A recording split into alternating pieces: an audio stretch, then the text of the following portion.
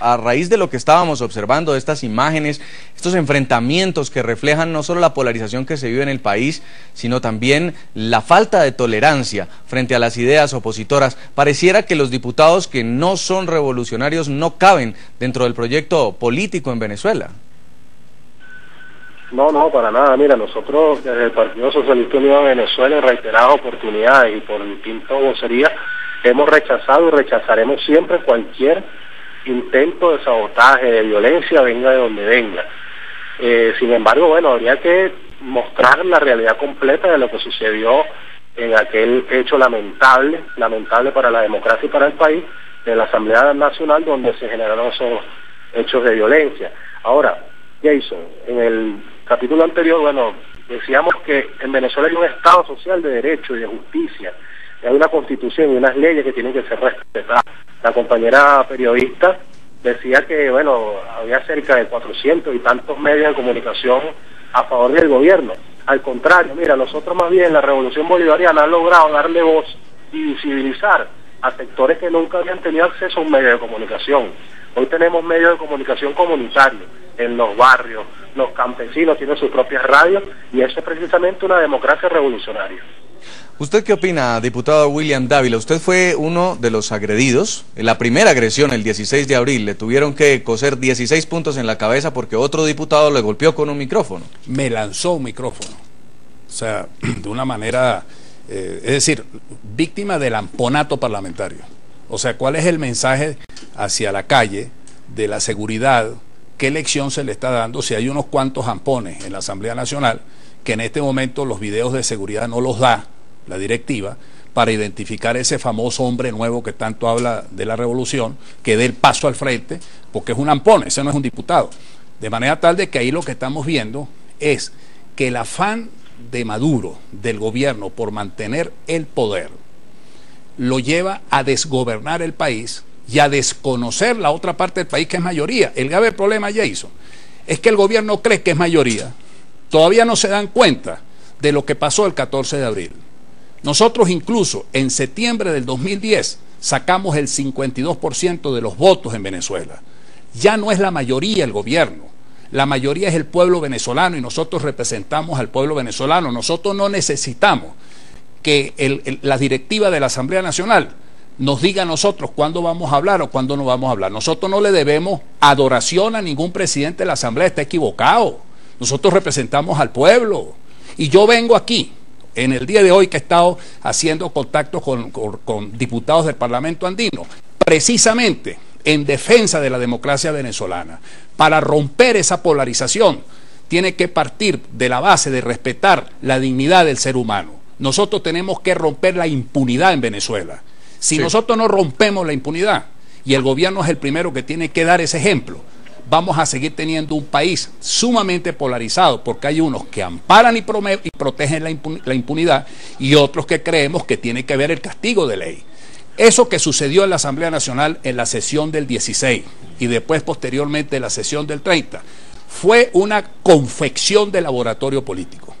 Por la reacción que tuvo el pueblo a partir del 15, por las dudas razonables que se generó por los resultados electorales del 14 de abril, donde todavía el pueblo venezolano exige el reconteo de votos, los acuerdos de UNASUR, el gobierno llegó en la sesión del 16 de abril de una manera tan virulenta, tan llena de odios y de resentimientos y de violencia, que generó la primera situación de violencia donde no solamente me impactó a mí en lo personal, desde el punto de vista físico, sino que allí mismo eliminaron o suspendieron el derecho de palabra y nos amenazaron precisamente con suspender los sueldos. Y eso no es un parlamento democrático. Y algo más para agregar, ya que también estamos conversando con Nitu Pérez Osuna, que es periodista, lo que ocurre con los periodistas en el interior de la Asamblea Nacional Venezolana. Pudimos ver las imágenes de este agarrón que tuvieron los diputados gracias a cámaras aficionadas, porque a los periodistas no los dejan entrar a la Asamblea Venezolana. ¿Cree usted, Nitu, que esto también es otra forma de censura?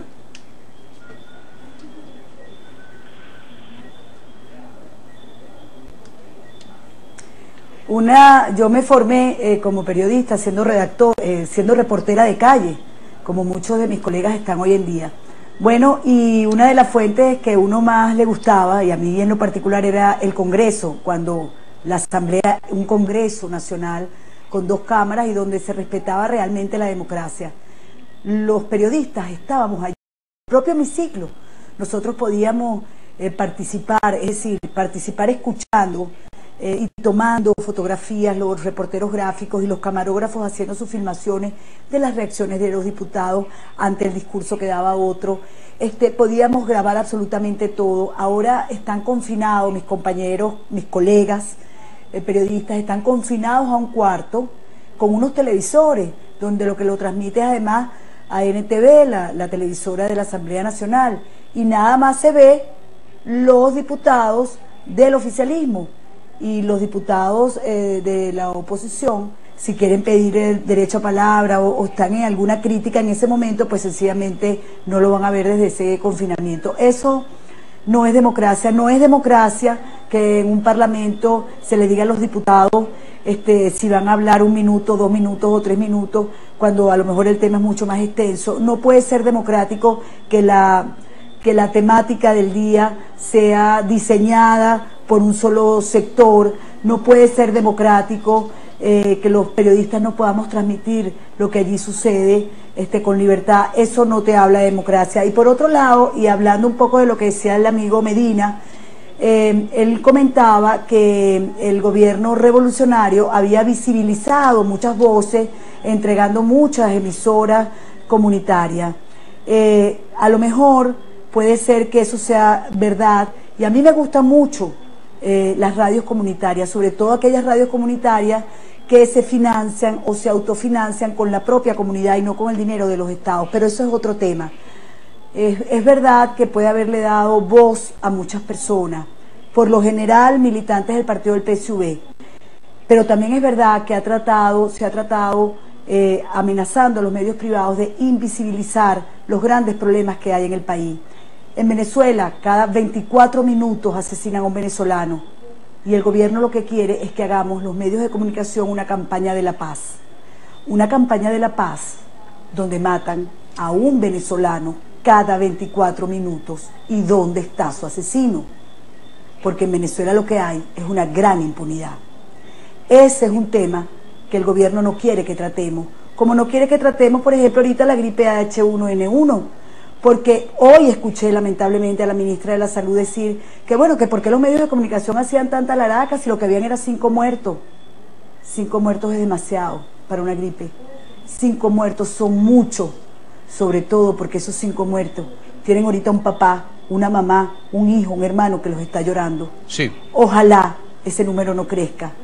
Lo que no quiere el gobierno que digamos es que en Venezuela las campañas de vacunación se han acabado y que el H1N1 se podía haber parado si hubiesen continuado con esas campañas de vacunación. Démosle la oportunidad también al señor Luis Rafael Medina para que nos conteste. ¿Hay una dictadura mediática? ¿Se está intentando controlar los medios de comunicación para silenciar estos problemas que está mencionando la periodista? Sí, esa pregunta me recuerda mucho a Eduardo Galeano, que decía en una oportunidad en un foro: en Venezuela es un país muy particular porque tú prendes la televisión y hay un vocero diciendo en Venezuela no hay libertad de expresión. Prendes la radio y escuchas a un vocero de la oposición diciendo en Venezuela no hay libertad de expresión. Entonces, bueno, Eduardo Galeano un poco con la jocosidad explica eso que tú nos señalas en la pregunta. Yo en todo caso, bueno, en primer término invitaría al diputado William Lara, a todos los que nos escuchan, William Lara, William Dávila, y a todos quienes nos escuchan, a que asista a cualquier asamblea de la Juventud Revolucionaria, lo que vean al hombre nuevo. Ahí está el hombre nuevo, la mujer nueva, construyendo patria. Nosotros, Nitu y Jason, el diputado William Dávila, nosotros, la Juventud Revolucionaria, lo que queremos y necesitamos es una televisión a la altura de los venezolanos. No queremos una televisión con narconovelas. No queremos una programación que atente contra la moral de nuestras mujeres, de nuestros niños, de nuestros hijos. Esa es la televisión que nosotros queremos construir. Una televisión precisamente enmarcada en este llamado a la construcción de una sociedad en paz que ha hecho el presidente Nicolás Maduro. Pues sobre esto le estamos preguntando a los televidentes el día de hoy. ¿A qué responde el cambio de línea editorial de Globovisión? ¿A un mayor equilibrio informativo o a una presión del gobierno venezolano para invisibilizar a la oposición? Pueden seguirnos respondiendo a las cuentas que aparecen en pantalla. Y leemos los comentarios de los tuiteros. Lilia Alcendra dice: obvio, el gobierno tiene la mano metida en esto. Nunca les convino Globovisión. También nos escribe Beatriz Zuluaga y dice: presión de la dictadura de Venezuela. Casi quiebran a Globovisión a punta de multas inventadas. Nos escribe también @Jeam79 y dice: crónicas de un cambio anunciado. O lo vendían o lo cerraban. Triunfo del dinero sobre la dignidad periodística. Nosotros nos vamos a una nueva pausa aquí en el programa La Noche.